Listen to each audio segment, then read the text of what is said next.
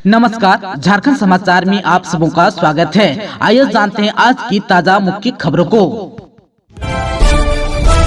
CM house घेरने निकले थे टेट पास पारा शिक्षक, एसएसपी आवास के पास ही रोक दिया गया। टेट पास पारा शिक्षक पूर्व निर्धारित कार्यक्रम के तहत राजभवन से मुख्यमंत्री आवास का घेराव करने निकले थे, लेकिन उन्हें एसएसपी आवास के पास ही रोक दिया गया। इस पर सभी पारा शिक्षक सड़क पर ही बैठकर प्रदर्शन करने लगे और नारेबाजी शुरू कर दी। सुरक्षा के मद्देनजर वहां भारी संख्या में पुलिस बलों की तैनात की गई थी। मौके पर टेट पास पारा शिक्षक हरिकेश पाठक ने कहा कि वेतनमान को लेकर टेट पास पारा शिक्षक मुख्यमंत्री आवास का घेराव करने जा रहे थे। इसी क्रम में हम सभी को एसएसपी आवास के पास ही रोक दिया गया। उन्होंने बताया कि हम सभी राजभवन के पास करीब 4 महीने से धरने पर बैठे हैं। पारा शिक्षकों ने कई बार राजनीतिक दलों के कार्यालय का भी घेराव किया, लेकिन हमारी मांगों पर कोई ध्यान नहीं दे रहा है। दूसरी ओर पारा शिक्षकों की सड़क पर बैठने पर सड़क पूरी तरह जाम लग गए। सड़क जाम होने की वजह से कई वाहन जाम में फंस गया।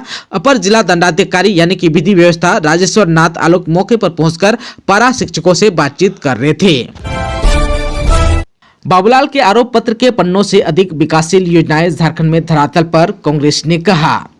पूर्व सीएम बाबूलाल मरांडी द्वारा गुरुवार को राज्य सरकार के खिलाफ जारी आरोप पत्र पर प्रदेश कांग्रेस ने प्रतिक्रिया दी। पार्टी के महासचिव सह मीडिया प्रभारी राकेश सिन्हा ने कहा कि महागठबंधन सरकार के 4 साल बेमिसाल रहे। सरकार ने हर मोर्चे पर राज्य की खुशहाली और तरक्की का एक नया आयाम गढ़ा है। बाबूलाल द्वारा जारी आरोप पत्र पर तंज कसते हुए कहा, इसमें जितने पन्ने हैं उससे कहीं अधिक महागठबंधन सरकार की विकासशील योजनाएं धरातल पर कार्य कर रही है। उन्होंने कहा कि श्वेत पत्र के जरिए जनता को गुमराह न करें। बाबूलाल मरांडी का आरोप पत्र ईडी और आईटी से आगे नहीं निकल पाया। इससे यह साफ प्रतीत होता है कि भाजपा के पास सरकार की नाकामियां गिनाने को कुछ नहीं है। सिर्फ एक विपक्ष की भूमिका अदा करते हुए उन्होंने आरोप पत्र जारी किया है। जहां एक और सरकार ने रोटी, कपड़ा और मकान देने का काम किया है, वहीं सामाजिक सुरक्षा के क्षेत्र में यूनिवर्सल पेंशन जैसा सुरक्षा कवच देने का भी काम हुआ है। राज्यकर्मियों को ओल्ड पेंशन, पारा शिक्षकों को सहायक शिक्षक, पुलिसकर्मियों को 13 माह का वेतन और क्षतिपूर्ति अवकाश देकर मजबूत किया है। जेएमएम के आश्वासन के बाद अब 8 जनवरी तक पंचायत सचिवालय स्वयं सेवक संघ ने धरना कार्यक्रम किया स्थगित। रांची के हरमो स्थित झारखंड मुक्ति मोर्चा के केंद्रीय कार्यालय में पार्टी के केंद्रीय महासचिव सदस्य झारखंड राज्य समन्वय समिति विनोद कुमार पांडे से पंचायत सचिवालय स्वयं सेवक संघ के प्रदेश अध्यक्ष चंद्रदीप कुमार के नेतृत्व में 18 सदस्यीय प्रतिनिधिमंडल की वार्ता हुई। इसमें विनोद कुमार पांडे के द्वारा संघ के सदस्यों को आश्वस्त किया गया कि उनकी मांगों के प्रति सरकार गंभीर है। यह सरकार स्थानीय और मूलवासियों की सरकार है। पंचायत सचिवालय स्वयं सेवक संघ का भी कल्याण इसी सरकार के द्वारा किया जाएगा। यह सरकार राज्य के युवा एवं बेरोजगारों के प्रति अपना सकारात्मक नजरिया रखती है। हम किसी के साथ भी अन्याय नहीं होने देंगे। विनोद कुमार पांडे से वार्ता के बाद संघ के प्रतिनिधि मंडल ने संतुष्टि जताई। उसके द्वारा यह निर्णय लिया गया कि अब जो है 8 जनवरी 2023 तक संघ की ओर से धरना का कार्यक्रम स्थगित रखा जाएगा। इससे पूर्व 8 जनवरी को संघ का प्रतिनिधिमंडल मुख्यमंत्री के सचिव विनय कुमार चौबे से भेंट वार्ता करेगा। पंचायत सचिवालय स्वयं सेवक संघ के द्वारा 29 दिसंबर को प्रस्तावित पूर्व निर्धारित कार्यक्रम को भी स्थगित किए जाने का भी फैसला लिया गया। इधर जो विनोद पांडे संघ वार्ता में संघ के प्रदेश अध्यक्ष चंद्रदीप कुमार, प्रदेश सचिव युगल किशोर प्रसाद, कोषाध्यक्ष बाल गोविंद महतो, सुजाता सिंह, विभा रानी, प्रदीप कुमार, रामनिवास तिवारी, मिथुन यादव, रामदीप तिवारी, अनिल ठाकुर, गौतम कुमार कुशवाहा भी मौजूद थे। झारखंड सरकार के 4 साल पर सीएम हेमंत सोरेन ने गिनाई उपलब्धियां, केंद्र की नरेंद्र मोदी सरकार पर साधा निशाना। झारखंड के सीएम हेमंत सोरेन ने रांची के कांके रोड स्थित मुख्यमंत्री आवास परिसर में आयोजित पत्रकार संवाद में गुरुवार को कहा कि झारखंड हर चुनौतियों से निपटने को तैयार है। राज्य के सर्वांगीण विकास में गांव का विकास महत्वपूर्ण है। राज्य सरकार के अंग के रूप में कार्य कर रहे कर्मचारियों, पुलिसकर्मियों, शिक्षकों, आंगनबाड़ी कर्मियों समेत कई वर्ग के अनुबंध कर्मियों की पुरानी मांगों को सरकार ने पूरा किया है। वे झारखंड सरकार के 4 साल यानी कि 29 दिसंबर के उपलक्ष्य में उपलब्धियां गिना रहे थे। मुख्यमंत्री ने कहा कि वर्तमान सरकार पूरे झारखंडियों की सरकार है। शुरुआती दिनों से ही हमारी सरकार ने राज्य के हर वर्ग, हर समाज को लेकर आगे बढ़ने का कार्य किया है। आपकी योजना, आपकी सरकार, आपके द्वार कार्यक्रम राज्य सरकार का एक महत्वपूर्ण और प्रभावी अभियान रहा है। इस अभियान के तहत हम विकास की राह में खड़े अंतिम व्यक्ति तक पहुंचे हैं। उन्होंने कहा कि किसी भी राज्य का सर्वांगीण विकास केंद्र सरकार एवं राज्य सरकार की आपसी समन्वय से होता है, लेकिन केंद्र सरकार से अपेक्षित सहयोग हमें नहीं मिला है। सीएम हेमंत सोरेन ने कहा कि वर्तमान राज्य सरकार का ठीक से गठन भी नहीं हुआ था और देश दुनिया में वैश्विक महामारी कोरोना संक्रमण ने दस्तक दे दी थी। वैश्विक महामारी के चलते देश में लंबे समय तक लॉकडाउन लगा रहा। झारखंड देश के पिछड़े राज्यों में गिना जाता है। वैसी स्थिति में कोरोना जैसी आपदा राज्य के लिए अभिशाप जैसी थी। हमारी सरकार ने वैश्विक महामारी कोरोना संक्रमण के समय भी अन्य राज्यों की अपेक्षा झारखंड में बेहतर कार्य किया। गरीब, मजदूर, किसान सहित सभी को सुरक्षा प्रदान करते हुए महामारी का डटकर सामना किया। वैश्विक महामारी की चपेट में आकर हमारे मंत्रिमंडल के 2 मंत्री भी शहीद हो गए। मुख्यमंत्री ने कहा कि जैसे ही वैश्विक महामारी का बादल छटा, हमारी सरकार ने वादों के अनुरूप राज्य को एक नई दिशा देने का प्रयास किया। झारखंड में पहली बार होगी 550 प्रयोगशाला सहायकों की नियुक्ति। 29 दिसंबर को सीएम हेमंत देंगे नियुक्ति पत्र। मुख्यमंत्री हेमंत सोरेन 29 दिसंबर को झारखंड सरकार की चौथी वर्षगांठ पर करोड़ों रुपए की परिसंपत्ति लाभुकों के बीच बांटेंगे।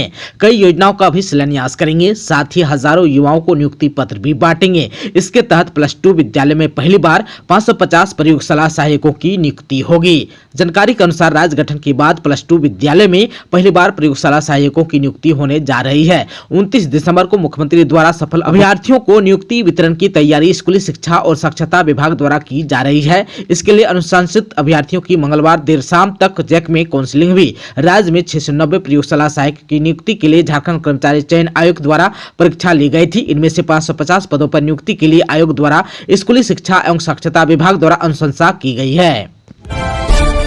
जाने माने तमिल अभिनेता और डीएमडीके के संस्थापक विजयकांत का हुआ निधन। जाने माने तमिल अभिनेता और डीएमडीके पार्टी के संस्थापक विजयकांत का गुरुवार को निधन हो गया। 71 साल के विजयकांत कोविड-19 से संक्रमित थे और चेन्नई के एक अस्पताल में भर्ती थे। अस्पताल की ओर से जारी प्रेस रिलीज के मुताबिक विजयकांत निमोनिया के कारण भर्ती हुए थे और उनको वेंटिलेटर सपोर्ट पर रखा गया था। मेडिकल स्टाफ की कई कोशिशों के बावजूद उन्हें बचाया नहीं जा सका। 28 दिसंबर 2023 की सुबह उनका निधन हो गया। 7 साल बाद हुई पीएचडी प्रवेश परीक्षा, मात्र 32% रिजल्ट, 429 सीटें अब भी खाली। रांची यूनिवर्सिटी की ओर से पिछले दिनों पीएचडी के लिए प्रवेश परीक्षा का आयोजन किया गया था। यहां 22 विषयों में कुल 633 सीटों पर एडमिशन के लिए प्रवेश परीक्षा आयोजित की गई थी, लेकिन यूनिवर्सिटी ने सिर्फ 633 सीटों में 204 अभ्यर्थियों को सफल घोषित किया। इस परिणाम के बाद अभ्यर्थियों ने यूनिवर्सिटी प्रशासन पर आरोप लगाया है कि पीएचडी इंट्रेंस में पारदर्शिता नहीं बरती गई थी। यूजीसी, नेट समेत अन्य प्रतियोगी मिलाकर सह नियुक्ति परीक्षाओं में परीक्षा के बाद प्रोविजनल आंसर जारी की जाती है। अभ्यर्थी आंसर का ही इंतजार कर रहे थे कि फाइनल रिजल्ट आ गया। अभ्यर्थियों ने विश्वविद्यालय प्रशासन से इस मामले में समुचित निर्णय लेने की अपील की है। इधर जो है पीएचडी इंटरेस्ट अभ्यर्थियों का आरोप है कि अभ्यर्थियों को बुकलेट भी सेंटर पर जमा कर लिया गया था, इसलिए अभ्यर्थियों को बुकलेट घर लेकर आकलन का अवसर नहीं मिला। इंटरेस्ट में कार्बन कॉपी नहीं था, इसलिए अभ्यर्थियों को OMR की कार्बन कॉपी भी लाने का मौका नहीं मिला। 1 से 3 जनवरी के बीच राज्य में बारिश की संभावना। जनवरी में बढ़ेगी ठंड।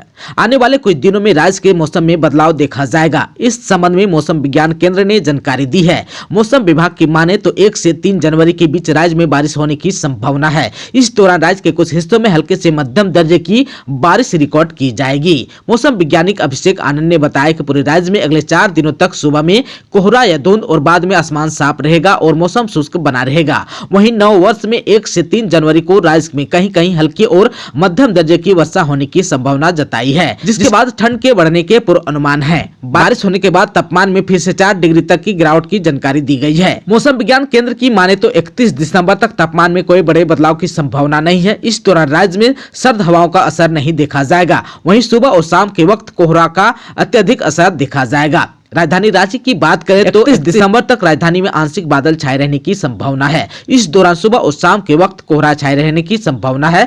31 दिसंबर तक खुट्टी, रामगढ़, गुमला, लोहरदगा जिला में भी आंशिक रूप से बादल छाए रह सकते हैं। वहीं 1 से 3 जनवरी के बीच राजधानी में बारिश की संभावना व्यक्त की गई है। बारिश के साथ ही गर्जन होने की भी संभावना राज्य में है। बारिश होने के बाद कांके का तापमान जो है 1 से 2 डिग्री तक या उससे भी नीचे जाने की संभावना व्यक्त की गई है। आप सबको बता दें कि 31 दिसंबर तक राज्य का औसतन न्यूनतम तापमान 12 डिग्री तक तो वहीं अधिकतम तापमान 25 डिग्री तक रहने की संभावना व्यक्त की गई है।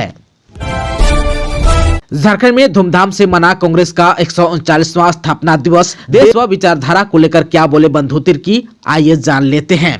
कांग्रेस के 139वें स्थापना दिवस के अवसर पर झारखंड कांग्रेस मुख्यालय में प्रदेश कांग्रेस के कार्यकारी अध्यक्ष बंधु तिर्की ने झंडोत्तोलन किया। सेवा दल के प्रदेश महासचिव छोटू सिंह द्वारा गार्ड ऑफ ऑनर भी दिया गया। इस अवसर पर कांग्रेस जनों से अखिल भारतीय कांग्रेस स्थापना दिवस पर एक दूसरे को बधाई दी। कांग्रेस का 139वां स्थापना दिवस राजधानी रांची समेत झारखंड के सभी जिलों मुख्यालयों में धूमधाम से मनाया गया। कांग्रेस के कार्यकारी अध्यक्ष बंधु तिर्की ने कांग्रेसियों को संबोधित करते हुए कहा कि कांग्रेस का गौरवमयी इतिहास है। इस पार्टी की विचारधारा कश्मीर से कन्याकुमारी तक फैली हुई है। आज देश को इस पार्टी की नीति और सिद्धांत की काफी जरूरत है।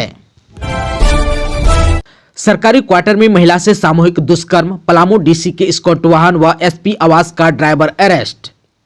पलामू डीसी के स्कॉट वाहन के ड्राइवर धर्मेंद्र कुमार यादव एवं एसपी आवास के ड्राइवर प्रकाश कुमार को दुष्कर्म मामले में गिरफ्तार किया गया है। मोबाइल लोकेशन के आधार पर दोनों आरोपियों की गिरफ्तारी की गई है। इनके खिलाफ सरकारी क्वार्टर में एक महिला से सामूहिक दुष्कर्म करने का आरोप है। पीड़िता ने इनके खिलाफ शिकायत दर्ज कराई, इसके बाद उन्हें गिरफ्तार कर लिया गया। जानकारी के अनुसार प्रकाश कुमार के खिलाफ पहले भी इस तरह की शिकायत मिली है, लेकिन मामले को दबा दिया गया था। आरोपी प्रकाश कुमार शादीशुदा है, उसके बच्चे भी हैं, जबकि आरोपी धर्मेंद्र कुमार यादव विवाहिता नहीं है।